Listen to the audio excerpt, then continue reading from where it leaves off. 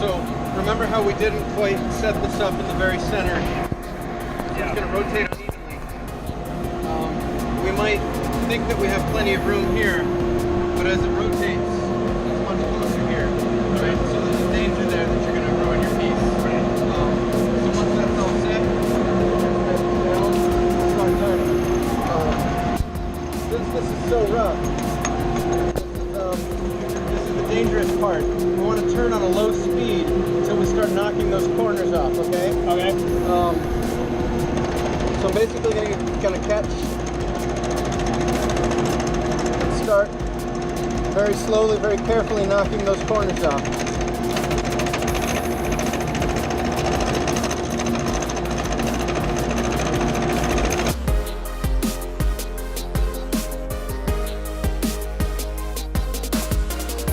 Start to get a sense that maybe the piece is round, right? Okay. One way you can check if it's round is by putting the back of your tool, seeing how much it bounces. And then you realize it's still got a lot of corners still, right? A lot of flat surface. Because this was mounted so unevenly, we actually get like a halfway round, halfway flat. Right. It's kind of funny. We're starting to loosen up a little bit, so I'm gonna snug it.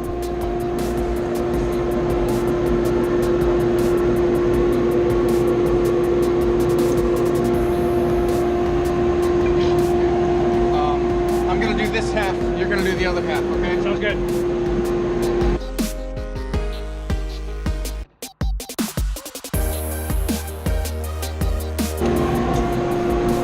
Okay. That's really messy, but we've knocked all those corners out. We're going to clean this up later. Okay. So, why don't you slide the tool rest down, send the tool rest over the area you're going to work. Okay. I'll give you a couple more tips about how you approach turning, okay? It's very important that you anchor the tool, the back side of your tool, on the bevel of the tool rest before you engage the wood. Yeah. It's very tempting to kind of come in, I'm turning, right? And then you haven't anchored it. Sure. It's a danger to your tool, yourself, the piece, all that. People around it. So kind of anchor it, and now engage the bevel and commit to turning. Those are the ABCs of wood turning. It's anchor, bevel, commit. Okay. The anchor, get that bevel riding against the piece, and then change the angle so that you're now engaging the cutting. Cool. Okay. So lock this in place where you feel comfortable. Make sure you give it a freehand turn, and then engage it in a good wood turning posture. Trade? Sure. Thanks. Let's see.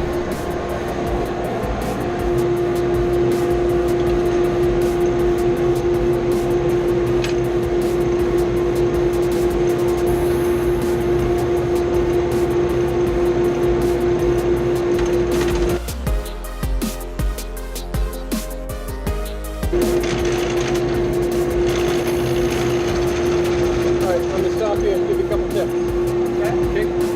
Let's trade.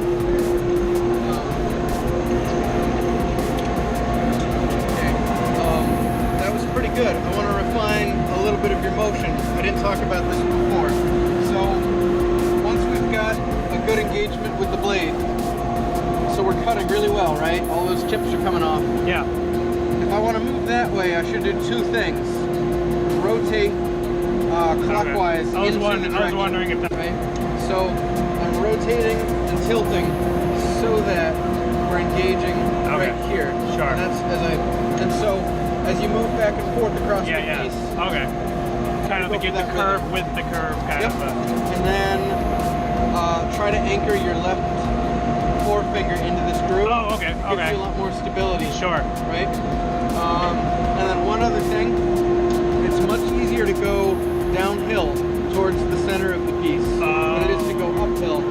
Because if the grain is running this way, assuming that we've got it mounted with the grain running from end to end, if you go uphill, sort of from a smaller radius to a larger radius, you're cutting directly into that grain. It can tend to fight you, especially as you're roughing in. Right. You're going uphill into sharp corners. So oftentimes it's much easier and safer to start from the high points and work down. Okay. So give it another shot. Cool.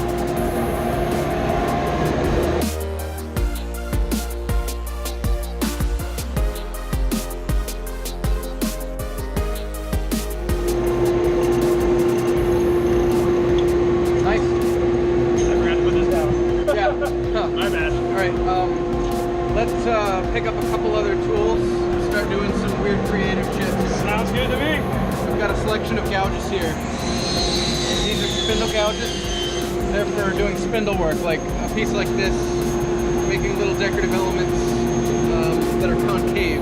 If we were bowling out a bowl, we would use a bowl gouge. Yeah. It looks like this, but it curves around much more.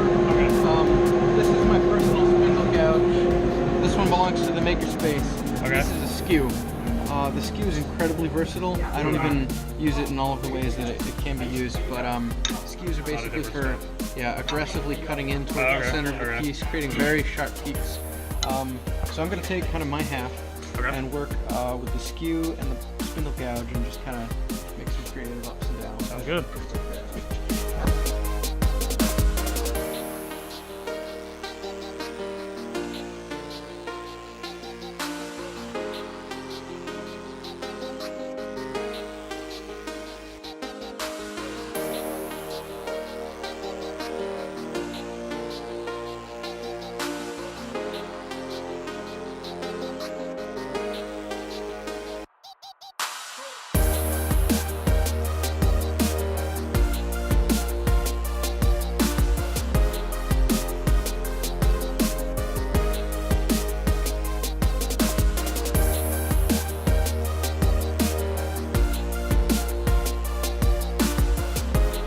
So I use the skew in much the same way. It's anchored on the tool rest. I'm using the handle as a long lever arm to very carefully control the cutting edge. But obviously I'm engaging with the wood in a different way. I like to pick sort of right on the tip, pick a little bit of wood and just draw it down into the valley. Try and do that symmetrically.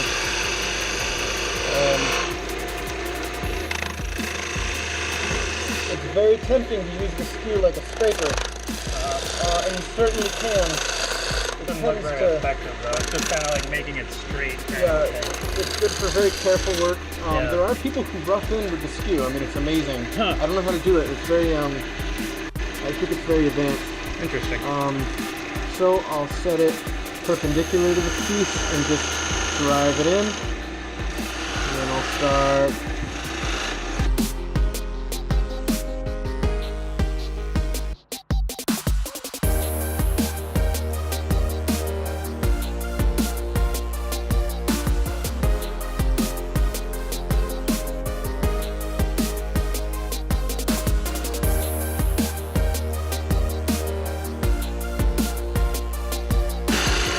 Yeah, so that's a very dubious approach that I have a lot of trouble with.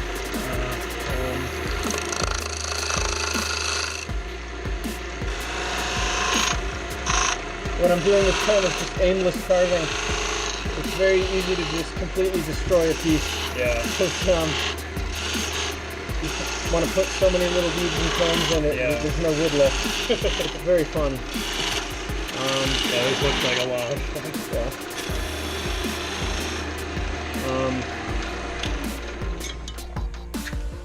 So once typically I'll sort of lay out the general shape by creating these valleys, and then you may use the spindle gouge to adjust the flow in between.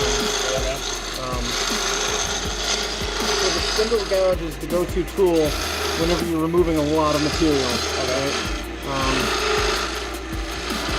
You can also use it very delicately, and it's often just about finding the right size gouge.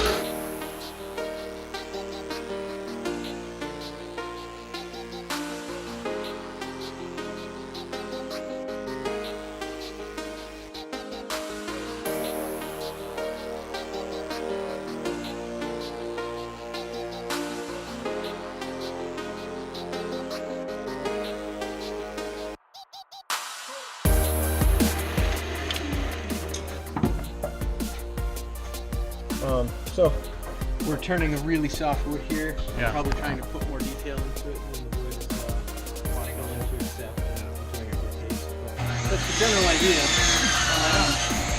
So a couple things. I'm gonna have you just go nuts on this half of the wood. Okay. You can do anything you want to. Something worth noting. When we do these really aggressive concave shapes here. The spindle gouge, it really takes a lot of different angles Sure. for the tool. And at this point, I'm doing like really detailed work.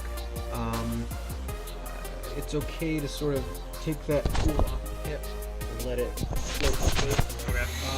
I'm not really worried about this taking my tool away from me now that it's roughed in, etc. Right. So the important part is that whatever profile you're making, your tool, the direction of travel is perpendicular to that curve, right? It's tangent to that curve. And so if you're remaining tangent to this curve, that means you're really aggressively sweeping as you go from side to side. I'm actually going to raise the tool rest a little bit. I feel like it's a little low for what we're doing. Yeah. And so I've been really angling my tool upward Cool. to make sure that I don't fall too far below that equator.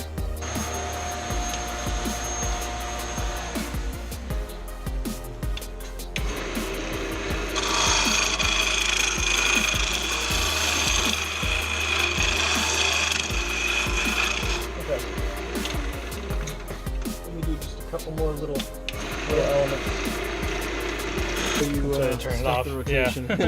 You get all these little, realize how not round it was. Right. For something like this, I might actually finish with sandpaper. Yeah. Like I might call this good enough and then try and use like an 80 grit sandpaper to really round it over. Sure. I'm not sure if that's what most wood turners do, but you can get away with a lot. So try doing a bunch of weird different shapes all on this end. Totally down with that.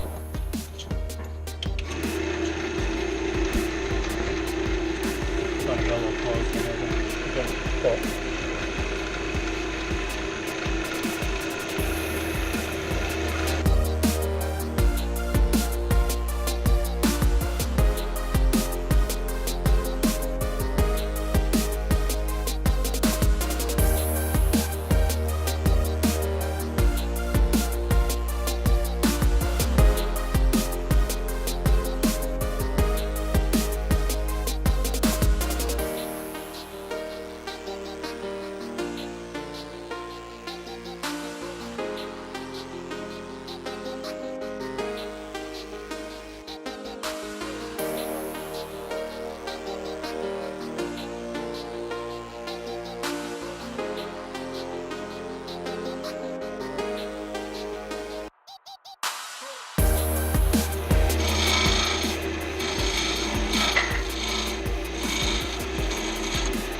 There we go.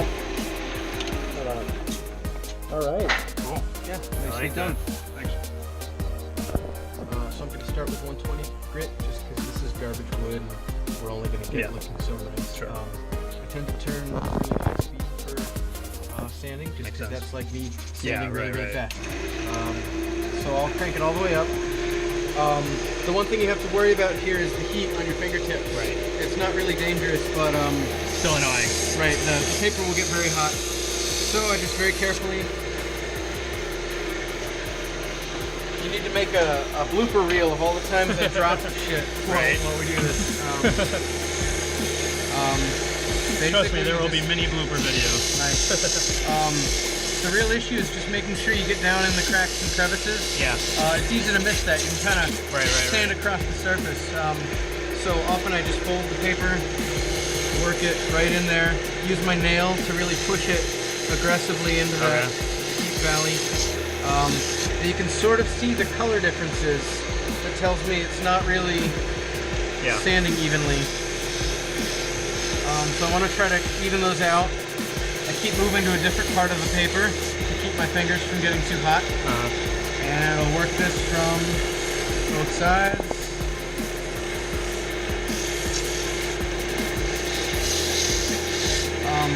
Depending on how gritty your paper is, you can exert a lot of control over the profile. So I might try to round this out a lot more than it is. You also have the potential to ruin things that are just right when you sand.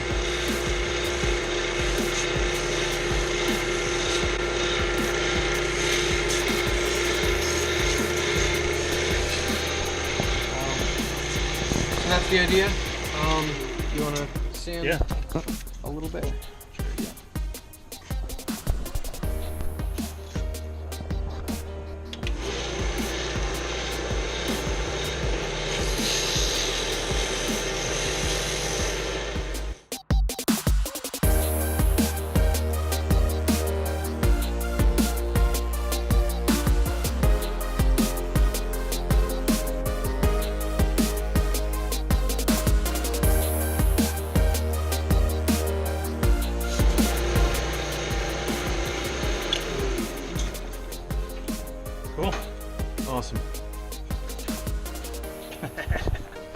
Cool. And that's about it.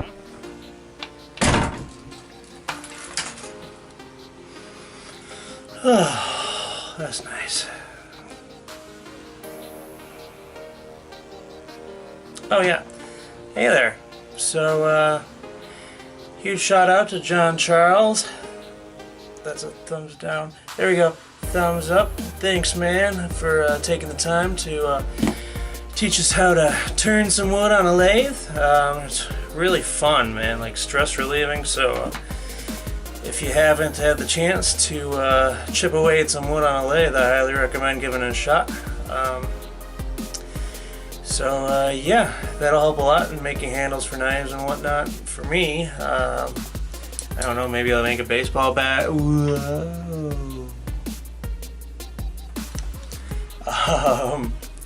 Anywho, come see me on September 23rd and 24th at Maker Fair at State Fair Park, free event. It'll be a lot of fun. I'm gonna be slashing a bunch of fruit and whatnot with my katana that I'm making. So yeah, it'll be a grand old time. So I hope to see you guys there. Over here, I think, is, wait, over there, yeah. Over here you will see our next video. Over, you know what, these corners are all mixed up for me right now. One of the corners you'll see a new video. One of the corners, please like and subscribe. Another corner, please go check out our Patreon. We finally got our first Patreon patron, so super huge, great thanks to you, Brandon, for doing that.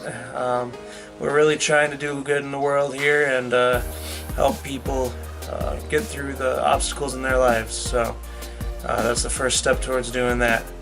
So I don't know.